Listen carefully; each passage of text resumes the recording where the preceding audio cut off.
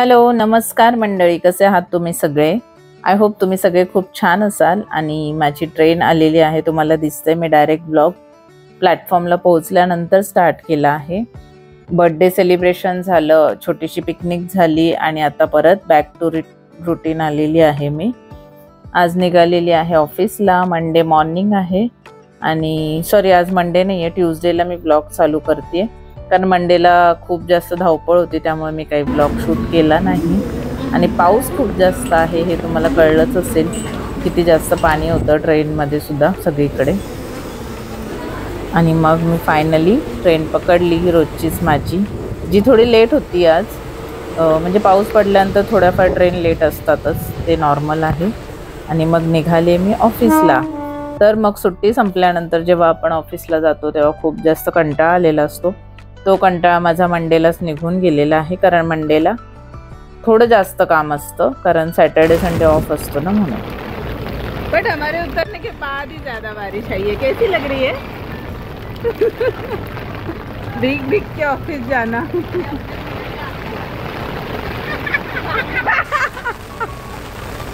मुझे नहीं बुला रहे हो, गाड़ी को बोल रही है। कायम रही खूप जोरदार पावसात आम्ही पोहोचलोय ऑफिसला। अरे क्या कर रहे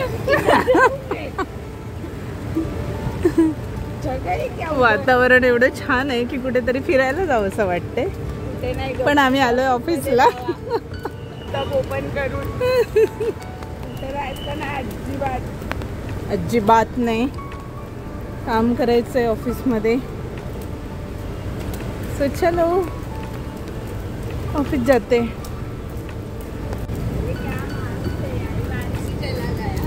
अरे यार शी, अरे हाँ बारिश चला गया।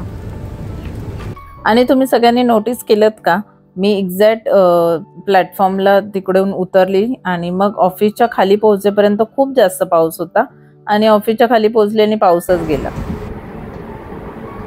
पावसामध्ये पूर्णपणे भिजून, आज छत्री पण माझी पूर्ण भिजली आहे। फायनली पोहोचलो आम्ही ऑफिसला। पाऊस असाच करतो नेहमी, जेव्हा आपण बाहेर असतो तेव्हा पडतो आणि पोहोचल्यानंतर बंद होतो। काही नाही, हरकत नाही, पावसाचे दिवस आहेत, येणारच। गेल्यानंतर गरम गरम चहा घेतला विदाऊट शुगर आणि लागले कामाला, कारण काम करायचं होतं ते खूप जास्त होतं। आणि डायरेक्ट मी ब्लॉग चालू केला ऑफिस संपल्यानंतर घरी निघताना। संध्याकाळी एकदम असं कोणी म्हणणारच नाही की पाऊस पडलाय, इतकं क्लिअर वातावरण होतं, पूर्णपणे असं ऊन, असं छान क्लिअर आकाश होतं, अजिबात ढगाळ नव्हतं। आणि मग आम्ही निघालो घरी जाण्यासाठी। सकाळी छान भिजून आलो होतो, पण आता मस्त क्लायमेट होतं, अजिबात पाऊस नव्हता, त्यामुळे घरी जाताना भिजायचा प्रश्नच नव्हता। छान क्लिअर आणि असं मस्त सूर्यसुद्धा दिसत होता आकाशामध्ये, इतकं क्लिअर आकाश होतं। त्यामुळे मग चला आपण आता घरी जाऊयात। आज मंगळवार आहे, तर मंदिरात पण जायचं होतं। पाऊस असा घरात बसून खूप छान वाटतो बघायला, तो आवडतो सुद्धा, पण जेव्हा ऑफिसला जायचं यायचं असतं तेव्हा पाऊस फक्त नको वाटतो। क्या है? क्या?